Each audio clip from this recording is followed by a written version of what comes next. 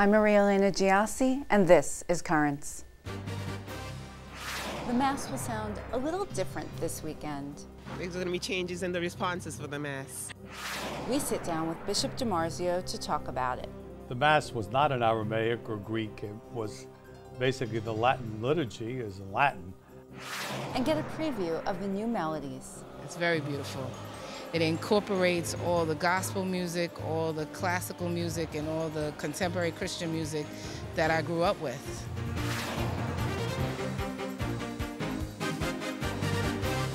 Good evening, and thank you for joining us. Matt McClure has the night off.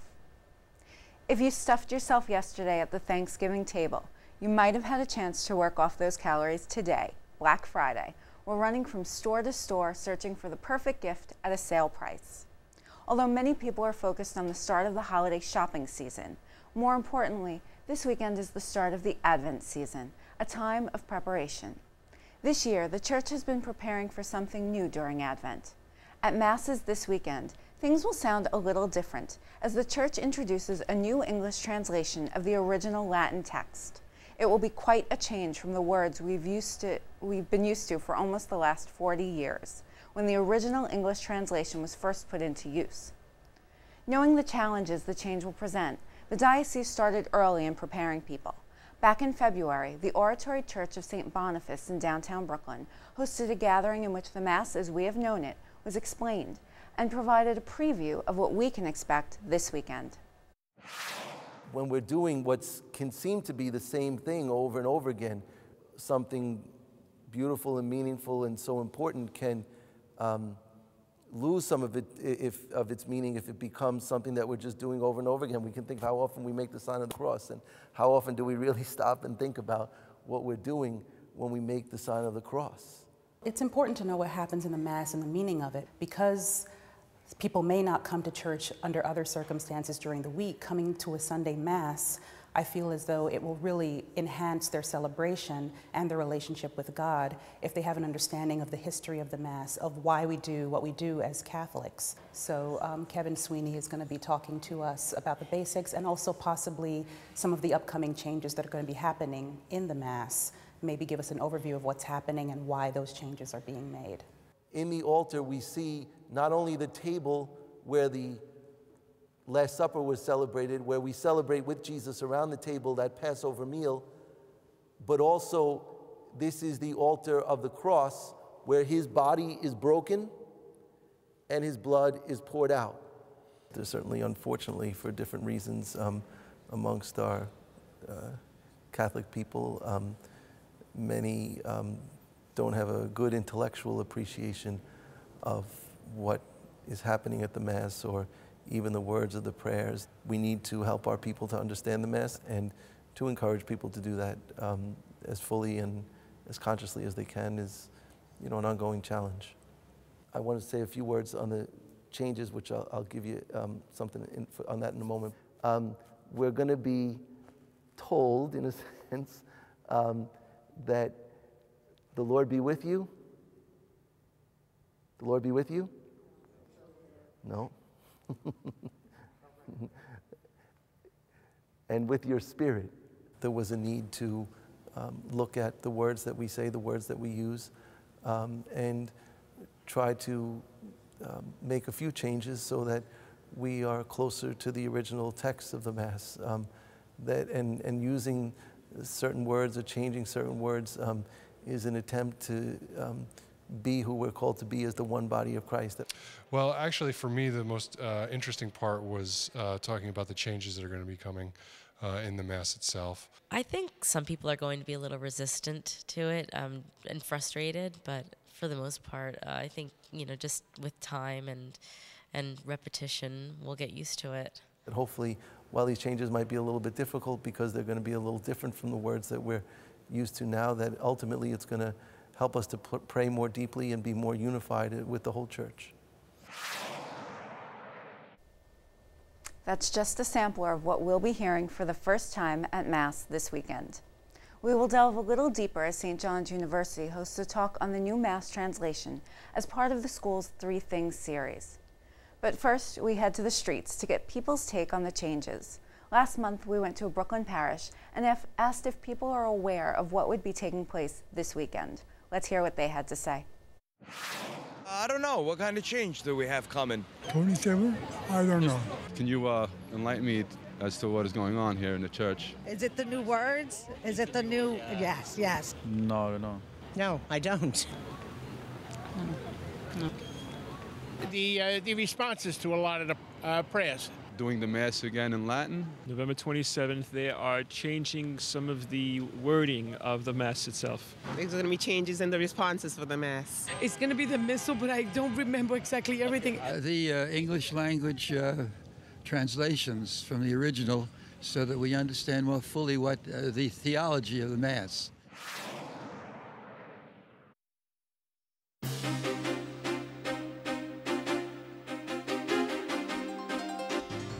Welcome back to Currents. I'm Maria Elena Giassi.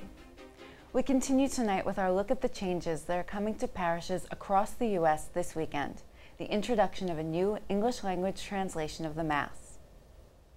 Before we continue, we want to give you a bit of a history lesson. The roots of the current Mass that English-speaking Catholics have been taking part in trace back to 1970, when Pope Paul VI introduced a new Latin text for the celebration of the Mass. The English language version was published in the U.S. in 1973, and the Vatican issued a revised translation in 1975.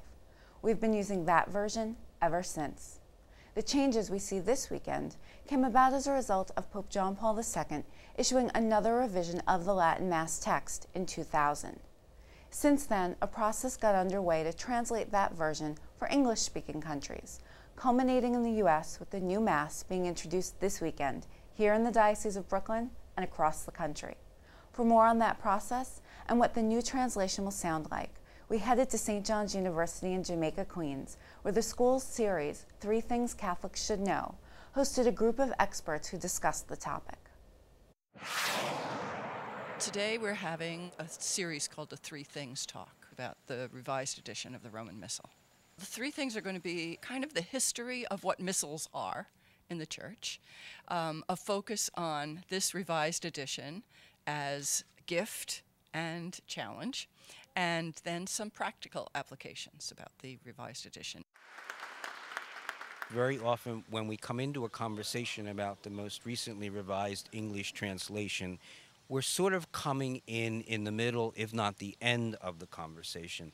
So the piece of the presentation I was really trying to work with was, what is the background of the Roman Missal?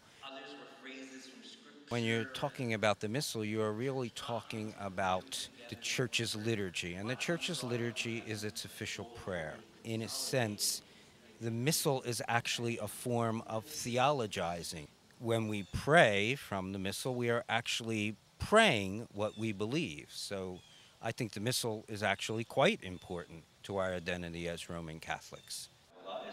This Missal was actually published in Latin in 2002, and it took almost 10 years to get the translation done and approved by all of the Episcopal conferences, because all the countries that speak English have to approve the same translation. It seems to me that it was quite a substantially good revision. I tend to think is actually a better product. It draws much more greatly from the riches of the church, and its tradition of prayer. It is a gift.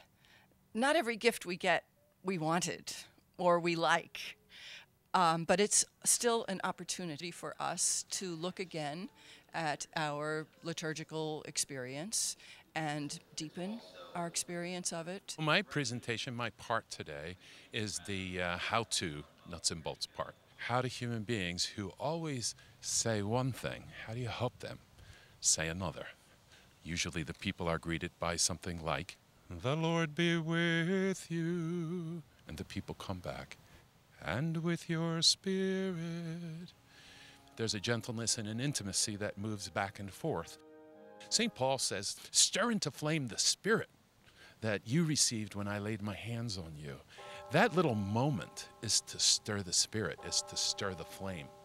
And you've got to have something of yourself in it for that to happen. I believe this is just one. This is a revision, and no doubt probably in 40 or 50 years' time, we will look at this revision and raise questions about it. I will not be around for that, I presume, but when the time comes, we'll see, I think, further revisions. This is not the last word. Stay tuned. There's more currents ahead. After the break, we'll go into the deep with Bishop DiMarzio to discuss the new Mass. But first, we again catch up with churchgoers and ask them about the Revised Translation and if they think the change is important. It could be one of the priorities. If it makes Mass more meaningful to people, then yes, definitely. I think they should just keep everything the same like it was. I think it's a very beautiful thing to do for the church, something new. In light of what's really going on, they should have focused on other things. Maybe we need to make some positive changes, and that seems to be something that would be positive. I don't think it should be a priority because actually a lot of the people right now, they don't even know the responses that we have right now. So now trying to get them to learn another response is going to be a little difficult. It probably will be good, you know. We've been doing it for so many years. So probably it's a good change. I'm very excited about that. It's good news.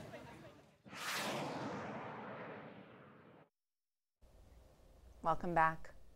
So far, we've had a chance to take an in-depth look at the Mass and hear what some parishioners think about the changes coming this weekend.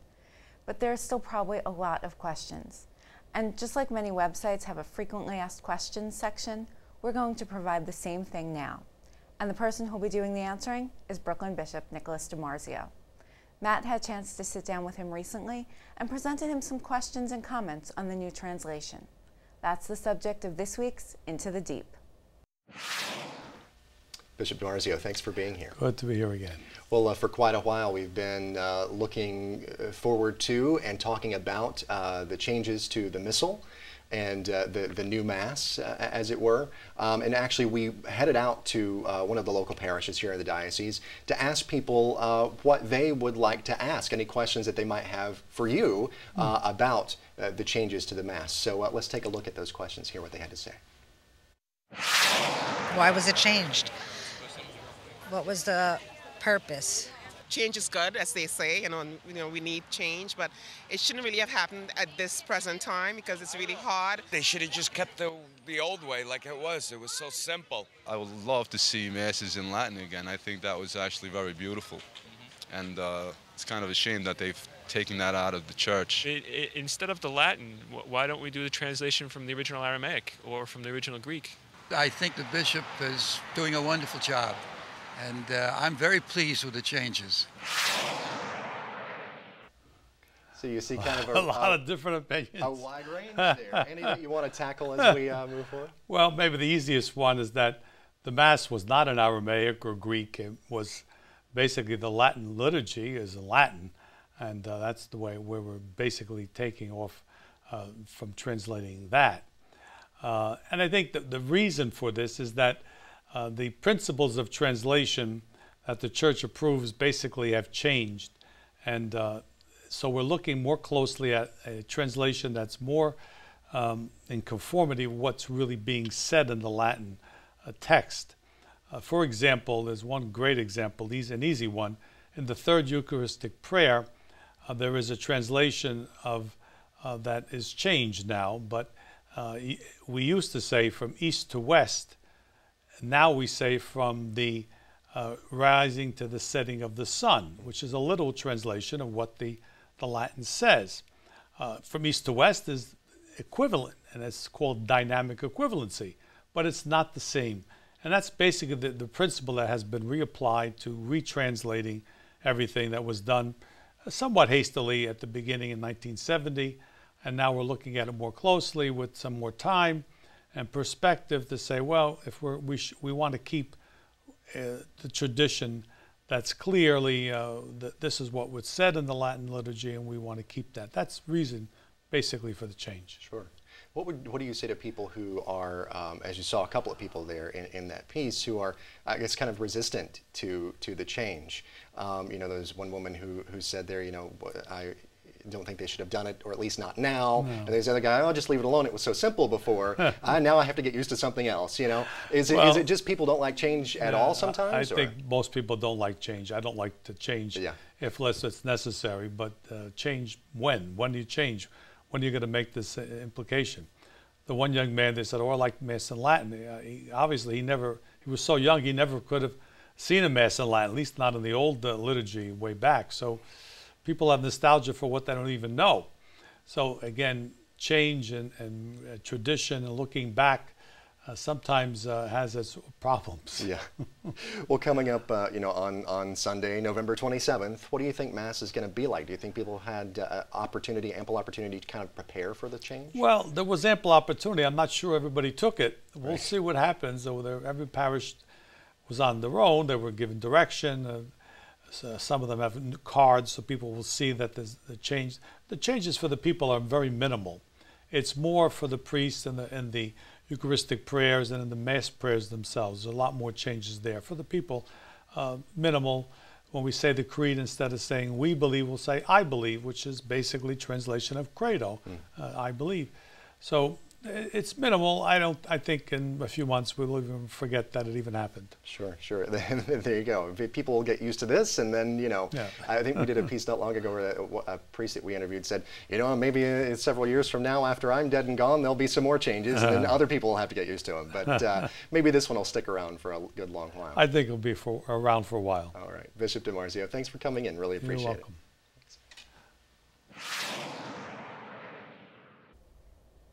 Now it's time to quiz parishioners on the new Mass.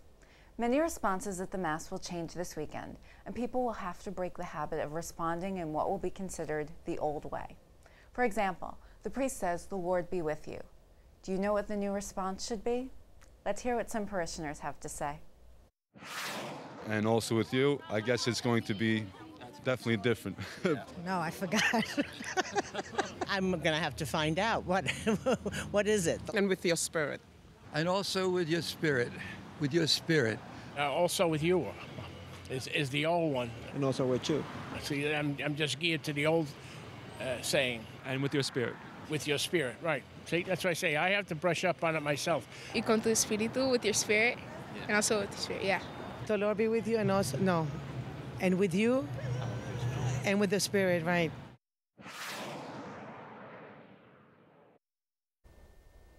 Before the break, we gave parishioners a pop quiz. In the new Mass translation, what will be the proper response when the priest says, "The Lord be with you"? And the answer, "And with your spirit." Finally tonight, we wrap up our look at the new sounds of the Mass that are being introduced this weekend with some music. Mozart, Beethoven, Schubert, Bruckner, just some of the composers who have written Mass settings. But the new Mass comes with new musical settings.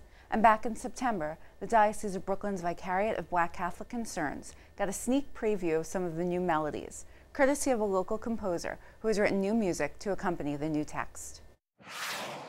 Way back on Calvary. Listen again. What happened here today is we had two events in one day. We had a workshop where M. Roger Holland, who is a Black Catholic musician and liturgist, shared his new Mass setting for the newly revised sacramentary and the newly revised Mass. The other part of the day was a celebration of the liturgy with that new music so that we can get used to hearing it and using it in public worship together.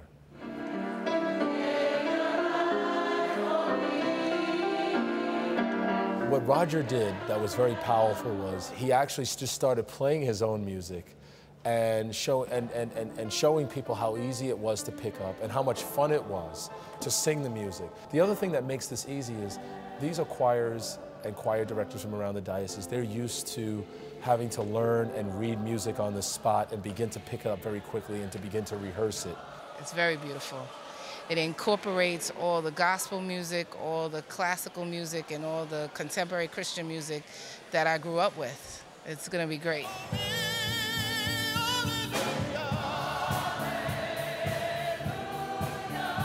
The music must really follow the rhythm of the text, and I was just so bothered by how incongruent the old setting was with the new text that I felt it was better to compose just a fresh setting that was really more organically wed to the text. This music is going to be used in churches all over the country in the Universal Church. This is a monumental and historic moment for us that someone from Brooklyn and Queens, his contribution and how he's been enriched by the local church here growing up and as a musician is now being brought out to the Universal Church through this composition and the church's acceptance and approval of his particular mass settings.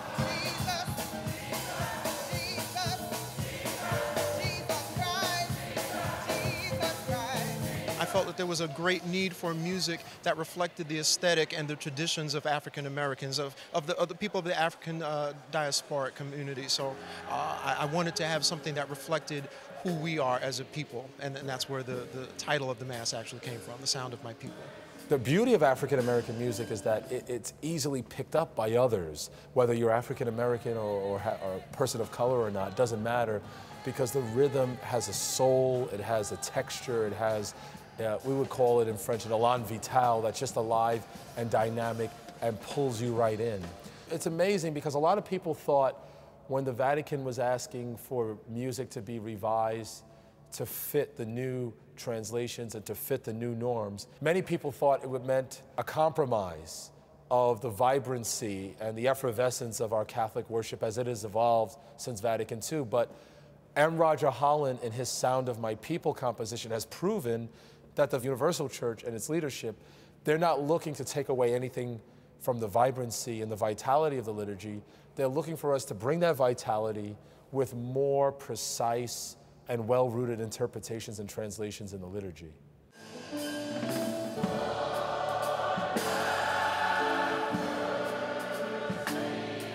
It is a big honor for us as Black Catholics, and not just Black Catholics, but all Catholics of Brooklyn and Queens. We all share in the glory of that moment, that the sound of our people here in Brooklyn and Queens is being respected at the national and international level in the church.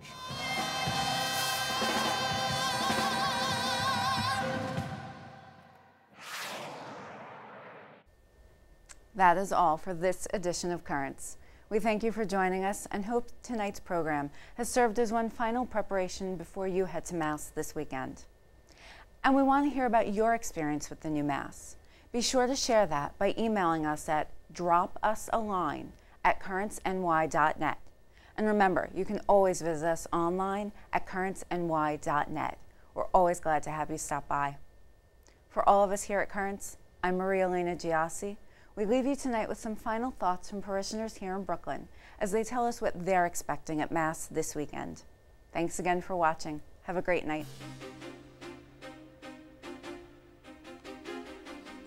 People were used to it, you know? It's going to take another 20 years now by the time they get it right again. After a few Masses, it'll become habit for me, rote. It'll be almost a natural. Like anything, the first couple weeks will be hard to swallow, but of course they'll get used to it. You come in every Sunday and repeat the same thing that you just know by memory, but instead of doing by memory, you just gonna have to adapt to the new system. When you're accustomed and used to certain things, you know, people don't want to change. After you go, especially more than once, you realize how they do it and you follow along a little bit better. But it's not confusing. I guess it won't be that confusing. We'll just get used to it, I guess. We're just going to have to work with it and see how it goes. I think it's going to be great.